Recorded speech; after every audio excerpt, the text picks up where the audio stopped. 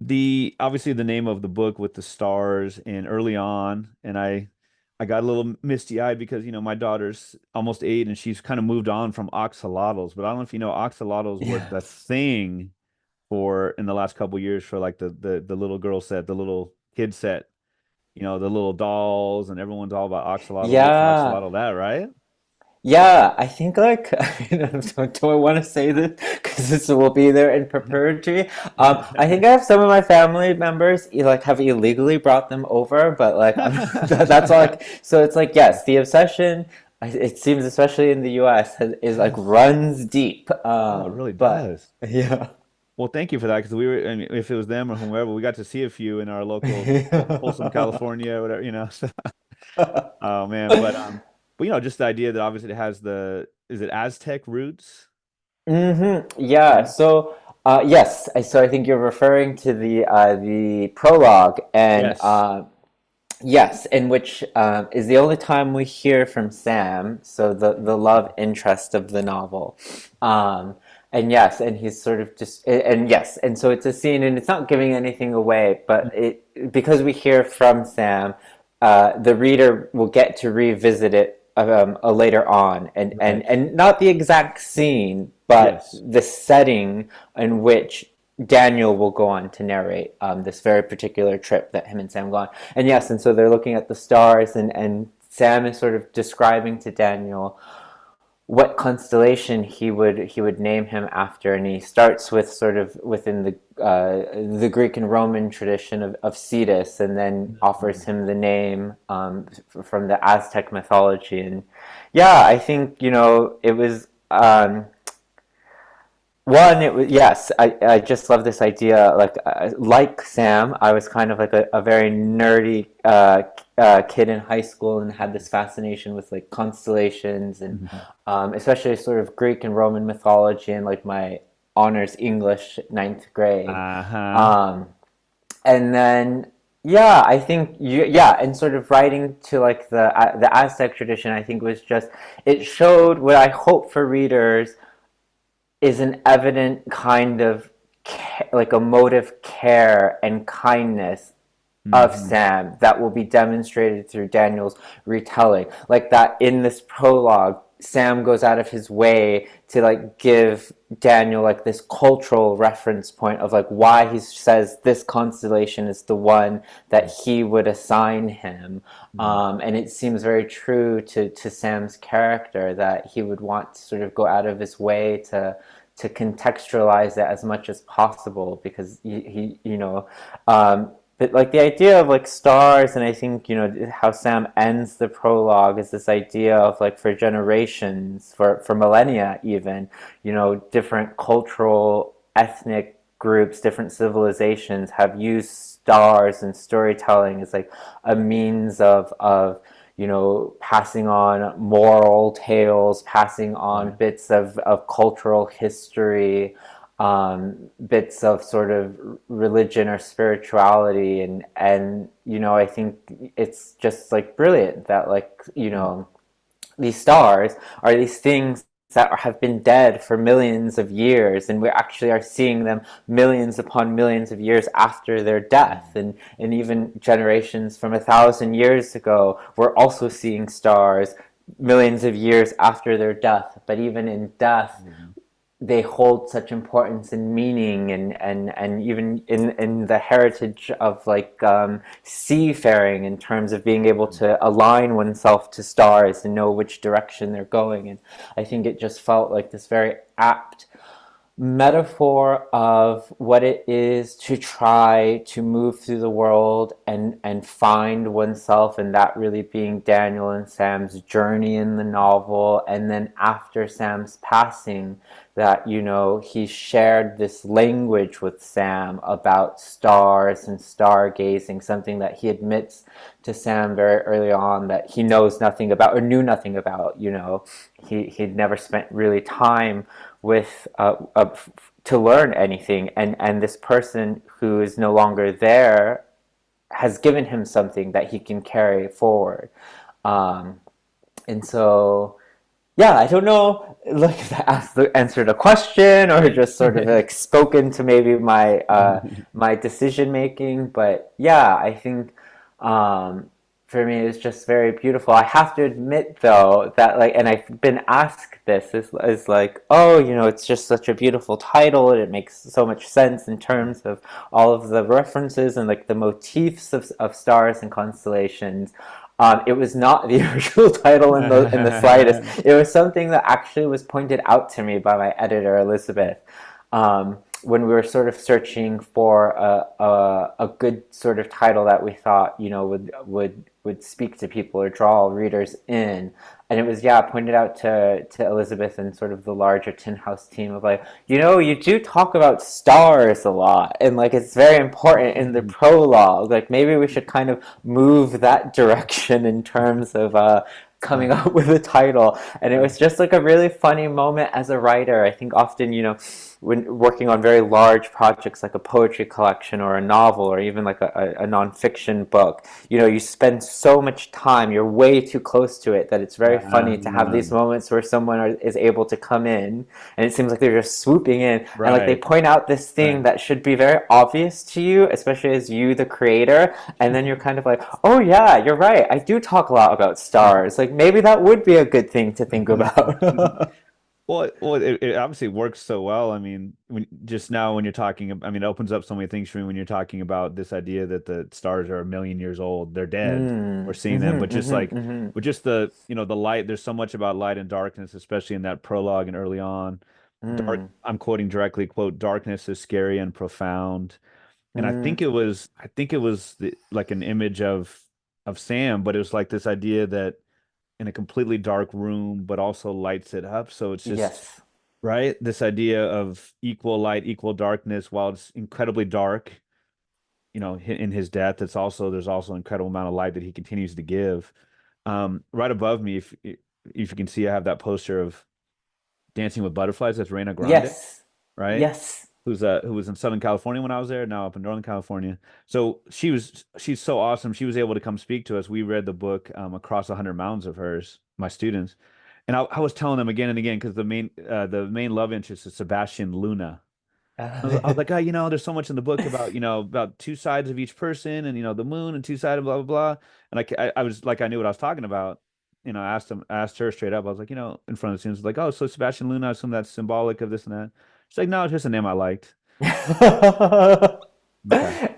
Yeah. So you scared me with De La Luna. I'm like, oh no, oh no. Am I gonna read too much into this? No, yes, that too. Yes, that is definitely well, I mean, to be fair, it's like an homage to my mom's side of the family. It's my Okay. mom, my maternal grandmother's maiden name. Okay, cool. Um, and obviously in sort of like a very patriarchal society, like these Mm. beautiful last names get lost when there's no son. And my Ah. grandmother was one of, I want to say, 8 daughters, and there was no son. Whoa. So that was a last name that by convention has sort of passed away. I mean, I Yeah. have one of my mom's sisters, my youngest cousin. It is her middle name now, which is a beautiful sort of Okay. way of keeping it. But yes, in terms of like this idea of like how these things can live beyond us, and even Daniel has this point when he's in Mexico and he talks about that of what we choose to keep with us and Mm. what things we let die away. And so yes, by having that as Daniel's last name was sort of my nod to my maternal grandmother of kind of immortalizing that side of the family. So cool. So cool. Quote from the book as well. Quote, what hurt the most was forgetting your voice. You talk about it's Mm, epistolary, right? In that way. It's the yes. second person is you, it's a letter, it's a book, it's like you said, maybe not even sure yourself, right? It's Yeah. right? Yeah, and like and I'm so honest with you. It's like not me trying to be like, oh, he's like doing the writer thing. Like I don't know. I never landed on a decision, and I don't really want to land on a decision. Yeah. And I think that kind of is like the brilliant joy of crafting story. That even as the novelist, I don't have all of the answers. Yeah. Um, and So yeah, I don't know. Is it a book? Is it a letter? Will he go on to do something with it? Will he burn all the pages? You know, Right. is it written on his computer? Is it in a notebook? I never allowed myself to kind of get into that nitty gritty of it. And yeah, and in a way, it's like this wonderful thing because it presents just infinite possibilities Mm, if I ever choose to return to this character sure. of answering that Yeah. at another point or never answering it at all. Right. I was like Daniel, I was overthinking and I'm like, okay, he probably wrote it in the journal that his grandfather gave him, but there wouldn't be enough pages, so maybe it started, it's just like, Oh, but that makes right? sense. That's smart. Right? Yeah. I Oh don't know. gosh. I don't know. Uh, I'm gonna maybe insult some of your UK people around you, but I'm gonna say that I like your book better than I like Shakespeare. okay. Yes, Shakespeare's my yes, Shakespeare's one of those, of course you have to give great credit and just, not my cup of tea, Mm, whatever, right? But the idea that, Romeo and Juliet, which I've taught before and it kind of took me a while to realize like it's written in such a short period of time, right? mm. And like as in the time span of the book, Yes. right? Yeah. Like a And lot of chaotic stuff happens yes. very quickly. Oh my God, right? So there's so much greatness in your book that he's 19 and just how Mm, everything is so hyperbolic. That's maybe not even term mm. extreme, chaotic when you're 19, everything hurts you, Yeah, I right? like that you use the word hyperbolic because, like, for Yeah, sometimes people might think, "Oh, is that like pejorative?" But no, like, I think at that exactly. age, everything is so much more pronounced. Hmm.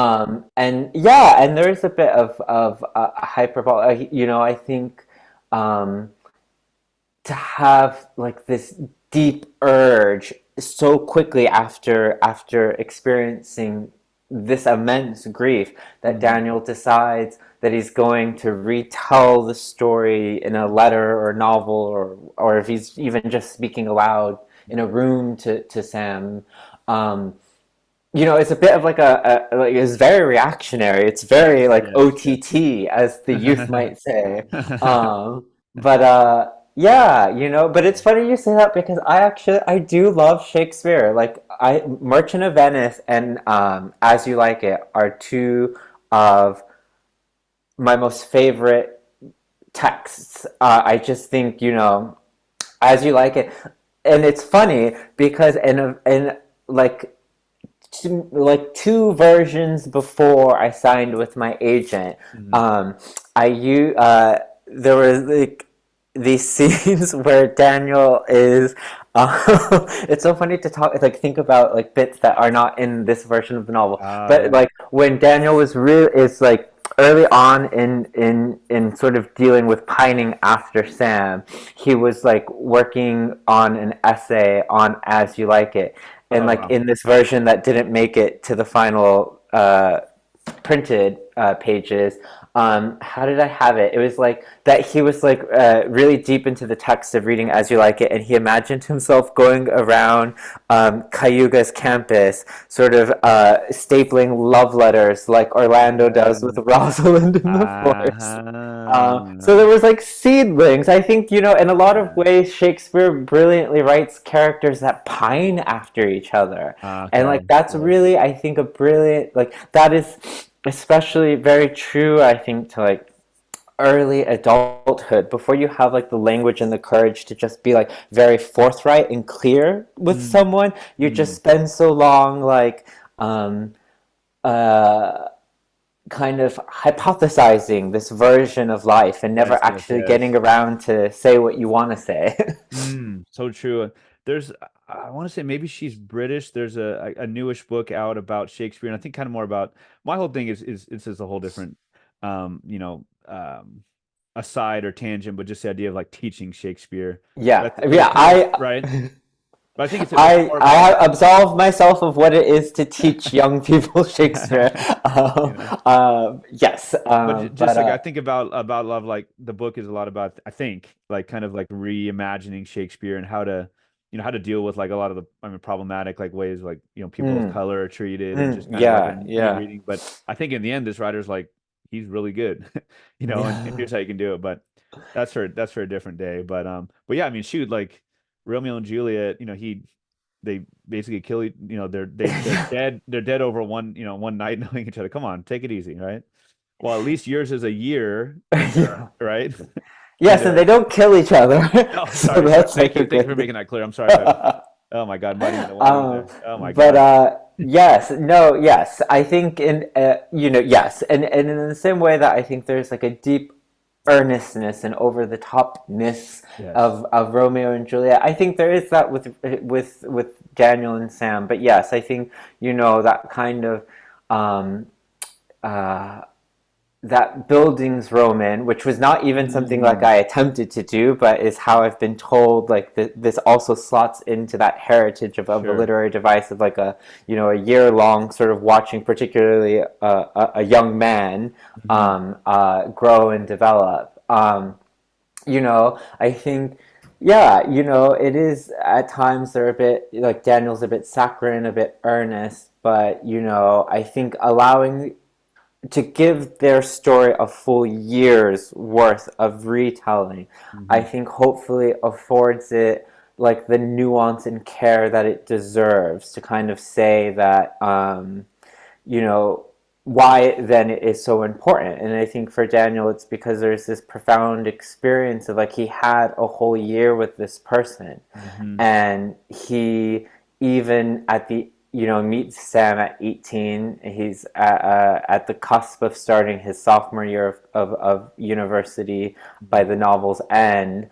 um, I think even at 19, still being young and malleable, is already so aware of um, how profound this will go on to be, like the Right, ramifications. right. And so as earnest and saccharine as he might be at times, I think it would be unfair to say that this is not a deeply meaningful relationship.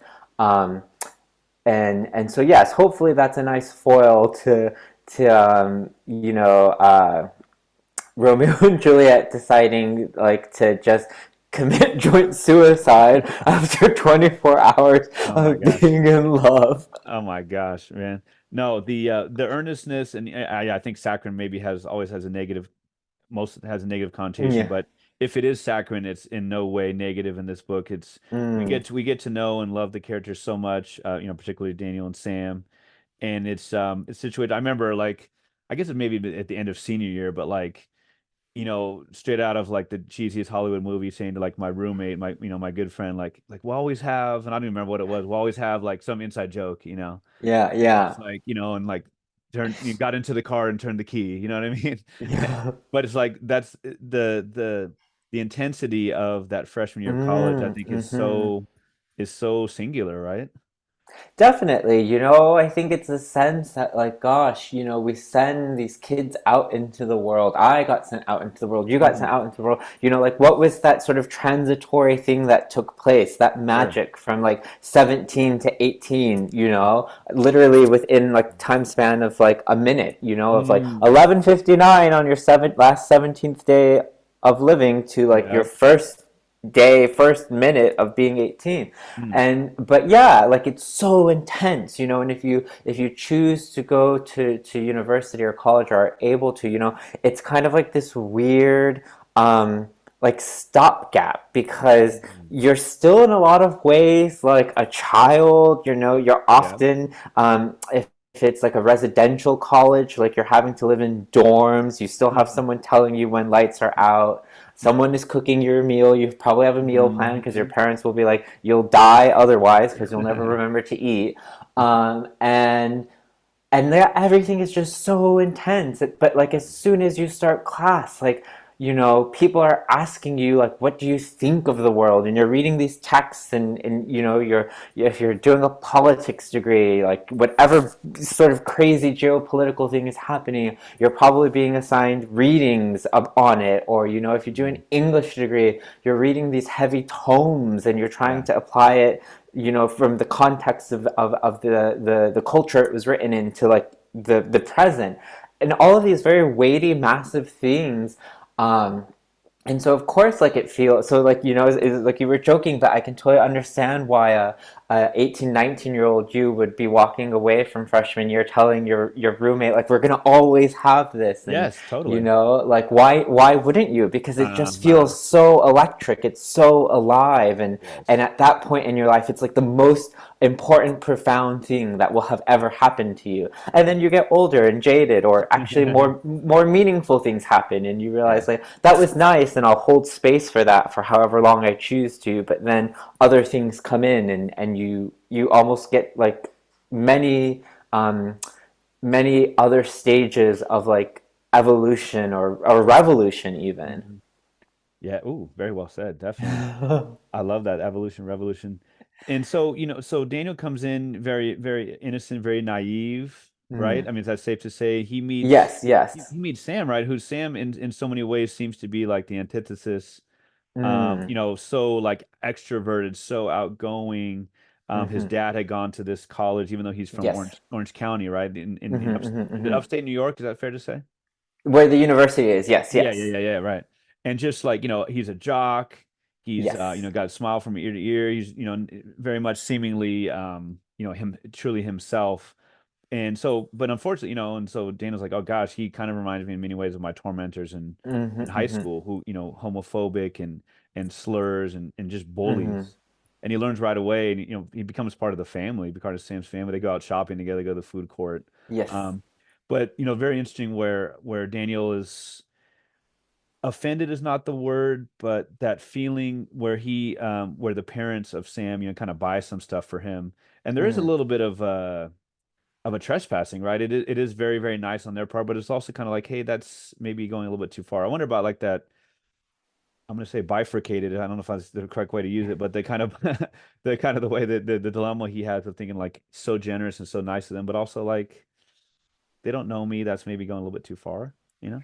Yeah, yeah, I think that's such a sort of generous and I think very appropriate reading. And I think it was sort of like a balancing act in like the edits, both with my agent and my eventual editor at Tin House, of like trying to get the balance to hold space but also not make it too much of a thing. And I think in that moment for Daniel, it's not so much that like Martha, Sam's mom, has overstepped, Hmm. but that like it's one, just pragmatically has like given something to him that his parents would not be able to afford to do, based on like the context we're given of, Daniel comes from a very working class blue collar immigrant family. He's there at Cayuga totally on scholarship, but I think also is like having a bit of a wobble on that first day with Sam, and kind of trying to make sense of like, is Cayuga the right fit for him? Is he right for Cayuga? Has he been a bit naive in how far he's let dreaming take him, and maybe this isn't going to work out. And I think he even says something to that effect. And I think really the moment in which Martha hands him back his list from their Target spree, and shows him the things she bought, I think for him is kind of this sense of like um, having, yeah, again, sort of in a moment of already being really wobbly and vulnerable, of like someone who just has maybe a bit of for lack of a better phrase, like cultural capital that he doesn't have, or Mm. his parents don't have, that she's kind of like, the last thing you're going to want to do in these next few weeks is worry about like going back to Target or this, or Walmart, and like, buying stuff. Like, I just want you to be able to focus, and like, that kind of, that ability of someone's generosity can sometimes be too much, like, and I think for Daniel, it's just a moment of trying to like, you know, be grateful but also a bit like protective, because he is so grateful to Martha, but also, yeah, I think he even has that fear of like, oh my gosh, what if she tells Sam, even just in passing, that she did this? Then he's gonna start thinking like, I'm his poor roommate, and he's gonna like, Uh-huh. he's gonna feel sorry for me, and like someone like Daniel, who's so cerebral, will then like go down like this spiral of thinking every Mhm. time Sam is nice to me, it's because he feels sorry for me, and like Right. I think he kind of he I think very quickly he's kind of pulled from like the proverbial cliff's edge, and that Mm, really happens again through Sam's kindness. And it's that scene when we talked mm, about earlier about like the baseball, and it's Sam sneakily going behind the storage container and opening a can of Yingling for Daniel, and they right. cheers, and they watch the rest of the Giants game, and it's him kind of realizing that it's okay, like that people wanting to be kind to you is not an affront, or it's not this sort of, like, yes, it may be a vulnerable moment, but it doesn't have to be like your undoing. Like, you can learn to let people Right. in, and Right. I think that's sort of how then the story quickly unfurls. It's Mm, about Daniel, not even just through Sam, but like Rob and Mona and Bernice and Naomi. It's him learning that, like, it's okay to let people in, and it's mm. okay to need to sort of lean on other people to make it through this very new and slightly scary and completely overwhelming Mm. life chapter. Right, you talk about there are so many generous people. Rob and Mona. I mean, first day they're incredibly self-assured, like checking out all the Yeah. guys and girls, right, and making all the quotes and all the kind of jives and Yeah. Daniel's just like, oh shoot, I've arrived. Okay, I'm not not in Kansas anymore. Um, right. And the idea of he gets into a really nice routine with Sam, like you talk about. Sam has so many generous things about him. Mm. There is that one, as he becomes feeling like he's part of the school, if not part of the school, at least part of that dorm room, right? And they really Mm-hmm, get along mm-hmm. well. There's that really, I mean, cringy is not even the word, it's very much understated. That question from the professor, Yes. where Daniel's the only minority in the class, right? And he asks him about Mm, mm. like the Civil War or something like that.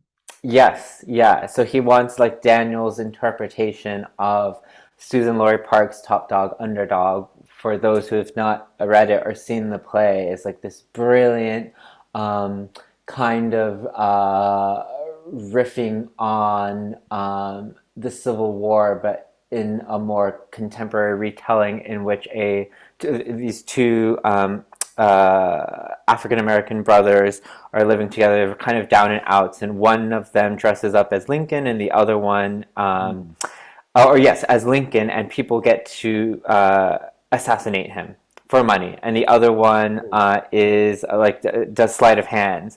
And so anyway, and it is like this very important, brilliant kind of examination, if you will, of race politics and history mm, within the United States. And so, yes, in this moment early on in Daniel's experience at university, this professor wants to know what Daniel's thoughts are, and first misreads him as an international right. student, and Daniel is very sheepish and doesn't know what to say, but at least kind of clarifies that he is American.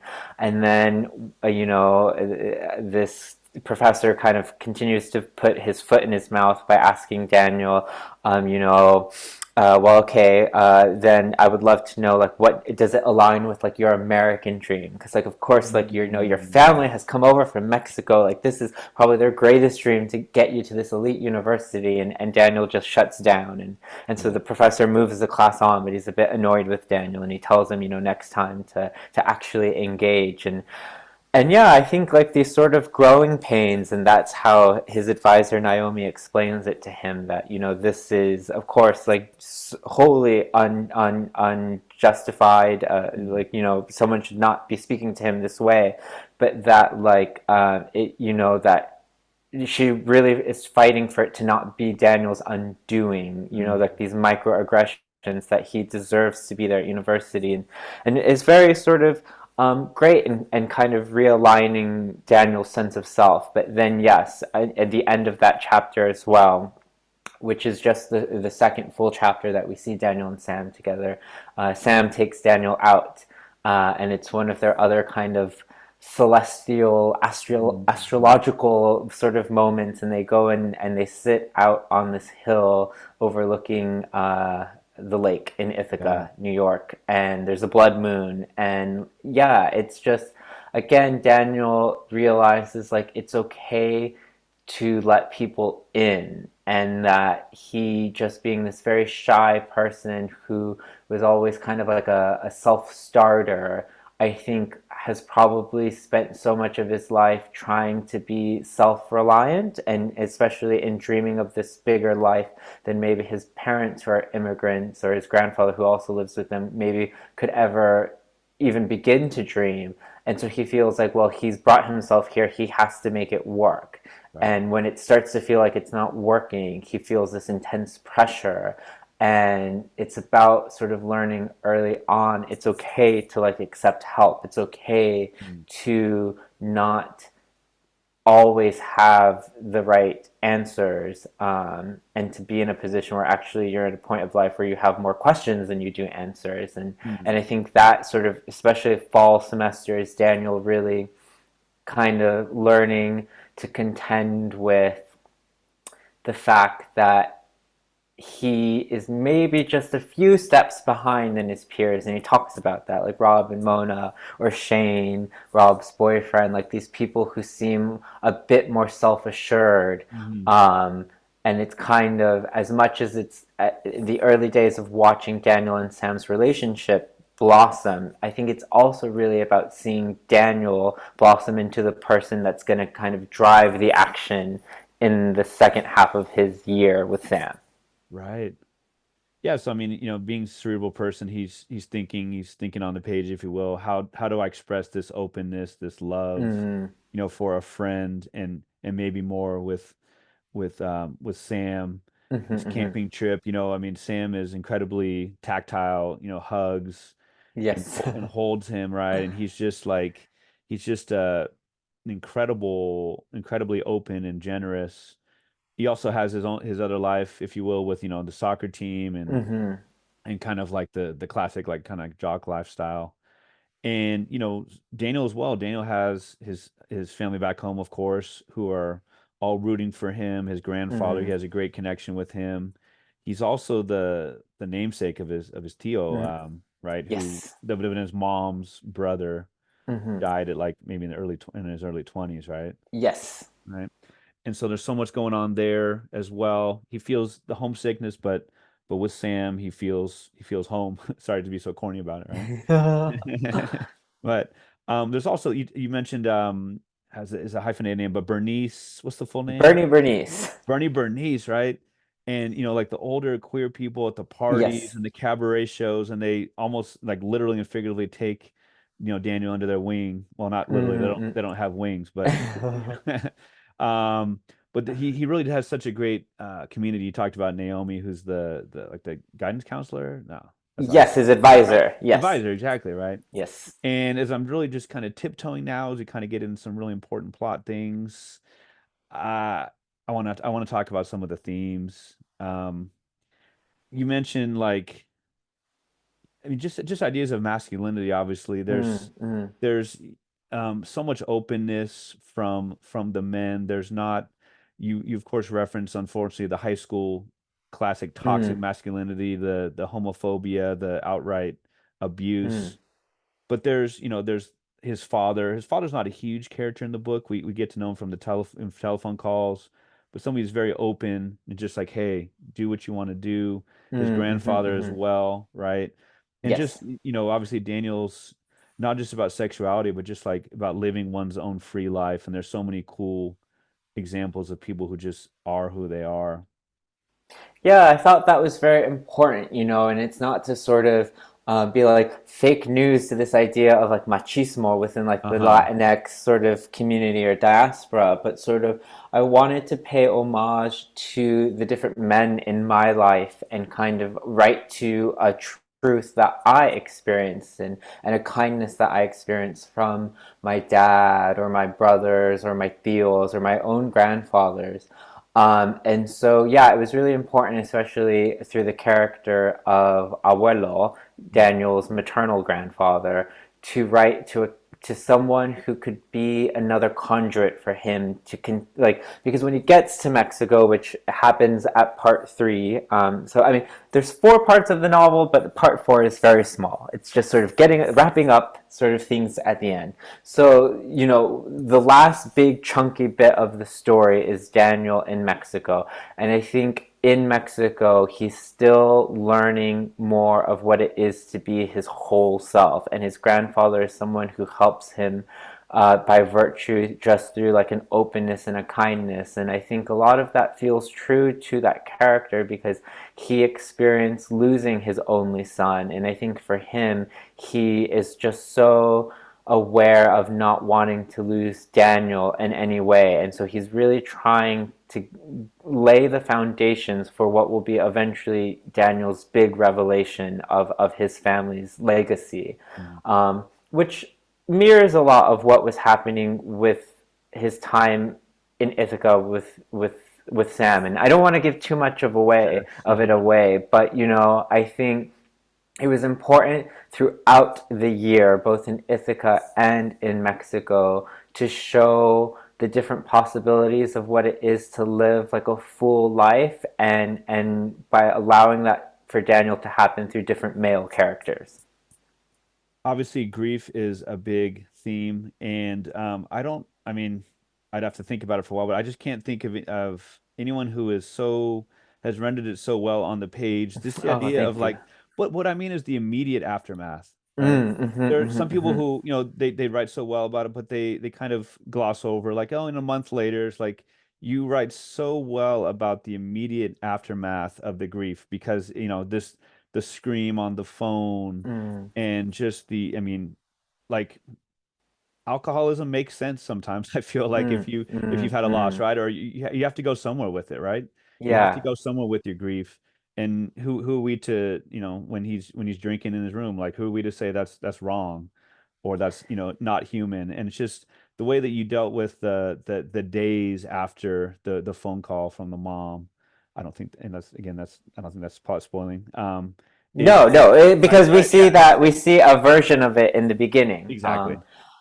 Yeah, I think it was important to kind of write to the sort of harrowing, ugly side of grief. Mhm.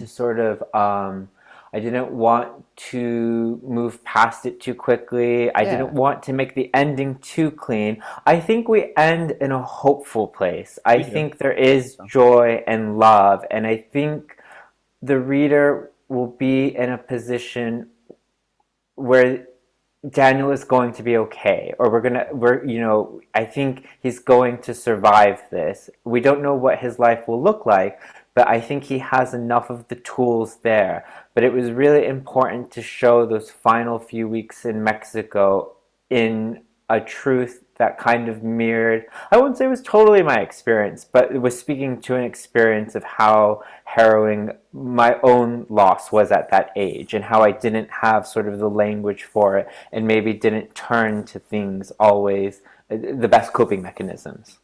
of course, it's one of those books where you read it and you're done and you kind of look around like you have to get your bearings about you. You're just so immersed in that Mm. world, and it's an incredible read. Like 2024 is off to a roaring start. Congratulations on the book. I hope you really get to enjoy the fruits of your labor. Um, Yeah, thank you so much. It has been such a joy, and I think it will continue to be. I've been really touched. Many people have reached out to me in messages here and there, just explaining how it kind of speaks to a grief that they have experienced. And I think yes. it's just really beautiful that writing can do that. And I feel really grateful that it's given people language for making sense of their own losses. Thank you for giving us the language to make sense of our own losses. It's been a pleasure talking to you, and wish you great luck with the second book and on all the above and everything in the All future. right. Well, thank you so much, Peter, and I hope you have a great rest of your day. Awesome talking to you. All right.